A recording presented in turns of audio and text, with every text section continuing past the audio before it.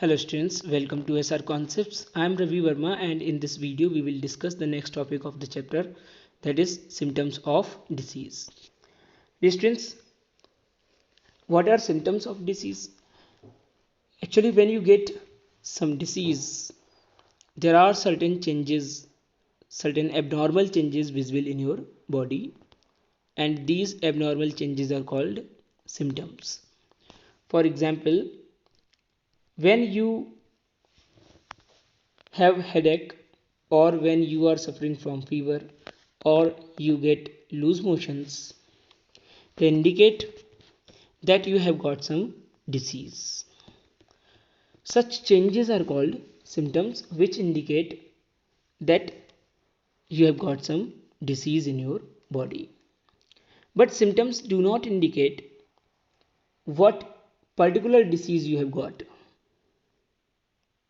For example, if you have headache, you may think that there is some disease, but you may not think which disease exactly you have got.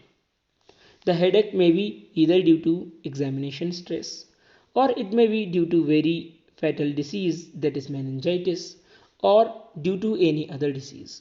So simply headache is a symptom which indicates the presence of disease, but does not indicate which disease is this.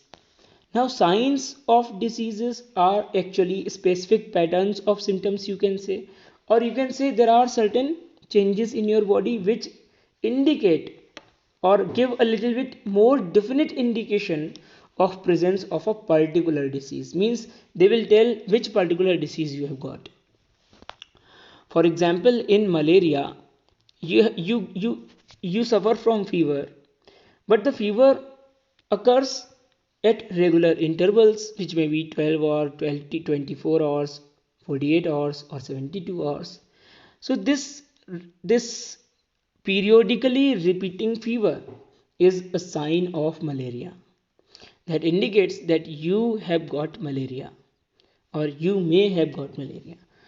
However, not only this will confirm the presence of malaria in your body, for confirming the diagnosis of any disease, the doctors also write certain laboratory tests.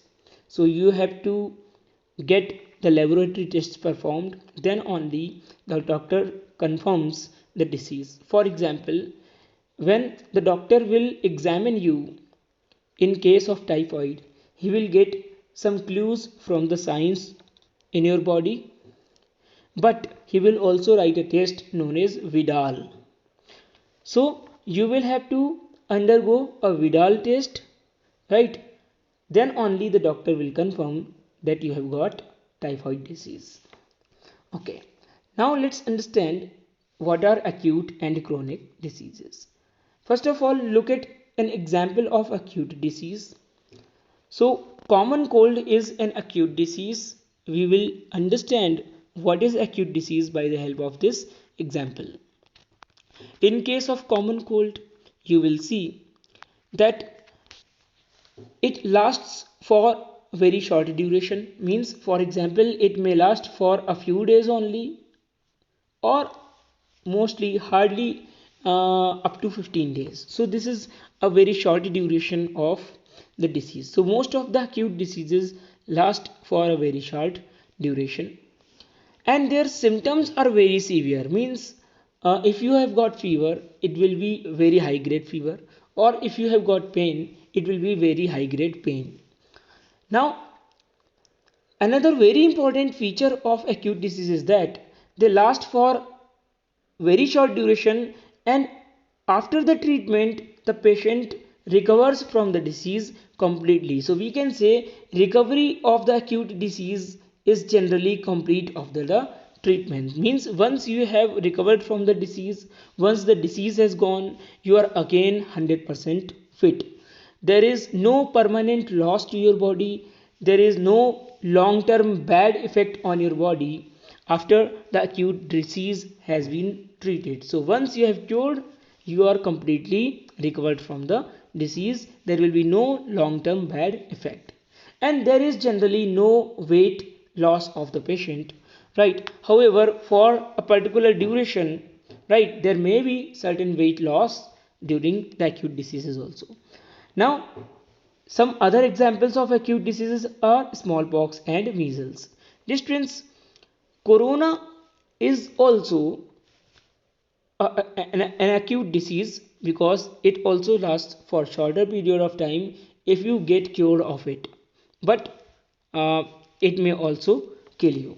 Now, if we talk about chronic disease, chronic diseases have a tendency, or we can say they last for longer duration, or they may even last throughout the life. Generally they last for more than 6 months. However, this is not a particular or fixed criteria, so you should not consider this duration. So you just simply know that they may last for very longer time.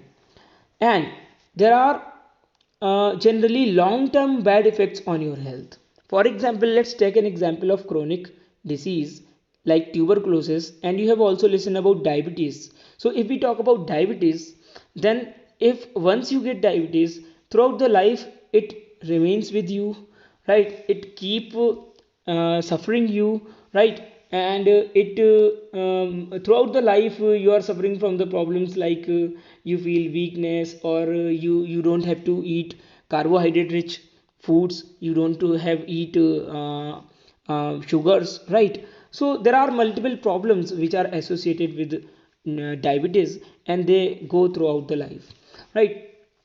So another thing is that you do not you actually never recover completely from chronic diseases. Even after a chronic disease has been cured, you have got certain loss in your body. There are some certain long term bad effects in your body, so generally the recovery is rarely complete after the treatment. And generally weight loss is also associated with chronic diseases. There are certain other diseases which fall in this category. For example, tuberculosis, arthritis, and AIDS. These are chronic diseases.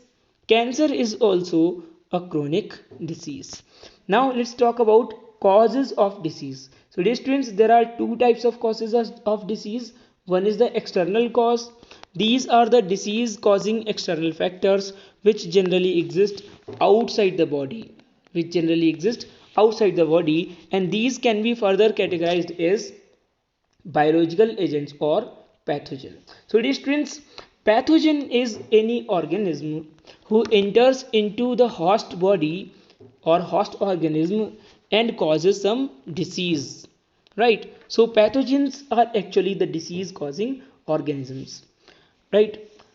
For example, the pathogens may be bacteria, viruses, fungi, protozoa, or helminths. If we talk about the disease tuberculosis, then the pathogen is actually a bacteria which enters into the lungs of the patient, of the individual, and causes infection in the lungs, and this way it causes disease that is known as tuberculosis. So the bacteria which is entering into the lungs and causing infection will be called a pathogen. Now let's talk about another external cause, that is inadequate diet. So in case you are taking a diet which has deficiency of some nutrient or excess of some nutrient, in that case you may get certain diseases. So inadequate diet may be a cause of disease. The deficiency diseases of certain nutrients are given here. Their names are also written. You may memorize these all, you may note these all in your copy and memorize them. You should know the names of vitamins, minerals, and the diseases caused due to their deficiency in your diet. Now the fourth one is environmental pollutants. These are certain gases like sulfur dioxide, carbon monoxide, nitrogen dioxide, and also the dust, smoke, chemicals, and heavy metals which are present in water and food. They may be present in water, right? For example, cadmium, arsenic, lead, and mercury. Also the pesticides and fertilizers which get mixed with the water, with the rain, right? So these all are actually the pollutants, and they all have certain bad effects on your health. They may cause certain diseases in your body. Tobacco, alcohol, narcotics, you know that tobacco causes cancer, while alcohol causes liver cirrhosis, means liver gets damaged due to excessive consumption of alcohol. Narcotic drugs, these also have causes which do not exist outside the body but actually originate from within the body. For example, improper functioning of liver, heart and kidney, improper functioning of immune system, genetic disorders like hemophilia, sickle cell anemia, and hyper and hyposecretion of hormone. Hypersecretion means excessive secretion of a particular hormone, and hyposecretion means less or insufficient secretion of a particular hormone. So acromegaly and gigantism both are caused due to excessive secretion of growth hormone, and thyroidism may be of both hypothyroidism and hyperthyroid. The immediate cause or first level cause or primary causes they are called, and contributory causes are called may be classified further into secondary and tertiary level causes. So first of all, what we should have a clear cut concept of what is an immediate cause and what is contributory cause. So for example, there are two children, one is Ram and the other is Sham, right? Now what happens is that they live in a slum type of area. Suppose one child, suppose Sham and Ram both drink water from a water body nearby them, right? But Sham gets certain loose motion while Ram doesn't get. This may be due to the presence of bacteria or virus in that particular water body. Right. So the primary cause of the loose motions in Sham's body was that particular bacteria or virus present in the water. So we can,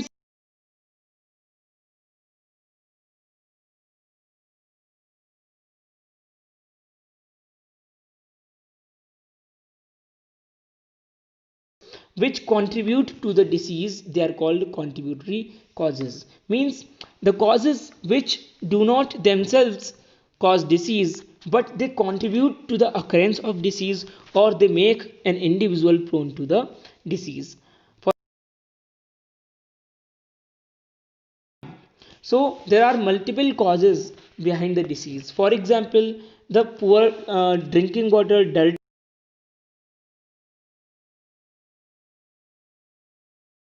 immune system of Sham may be the cause of the disease, right? Then not taking proper nutrition, this also contributes to the existence or occurrence of the disease. In the same way, poverty and bad eating habits, these are also the causes of disease, or we can say they contribute to the disease. Or there may be certain genetic problems or genetic differences in the Sham's body. So it is students, as you can see that without virus or bacteria, Sham could not get loose motions. Doesn't matter he is how poor he is eating food or not, his immune system is strong or weak, or he is drinking dirty or clean water. But if there is no bacteria or virus, Sham will not get the disease. But Sham has got disease only when the bacteria or virus has entered into his body. So bacteria or virus is the immediate or the primary cause of the disease. Now these all causes which we talked later, these are just contributing to the existence. In case there is no bacteria or virus in the water, just the dirty water cannot cause the disease. Just unhealthy immune system cannot cause the disease. So these causes which we discussed are called contributory causes, which themselves do not cause disease. These can cause disease only if the immediate cause is available there. If there is immediate cause, then the contributory causes will contribute to the disease. Now the contributory causes may further,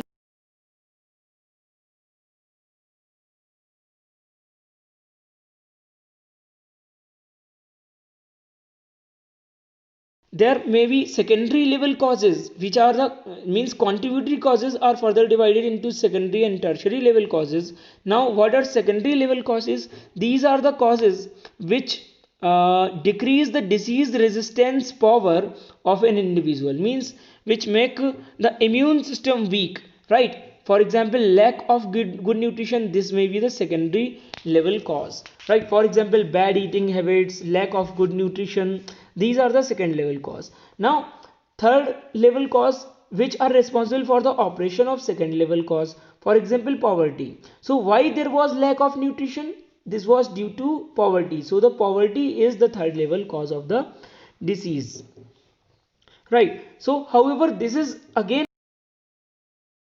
definition, this is not a fixed definition of second level cause, means there may be a hierarchy of causes. One cause may be due to second cause, the second cause may be due to the third cause. So in this way we have categorized first, second and third causes, right? Okay. So virus is the primary level cause, right? Lack of good nutrition is the secondary level cause, and poverty is the third level cause.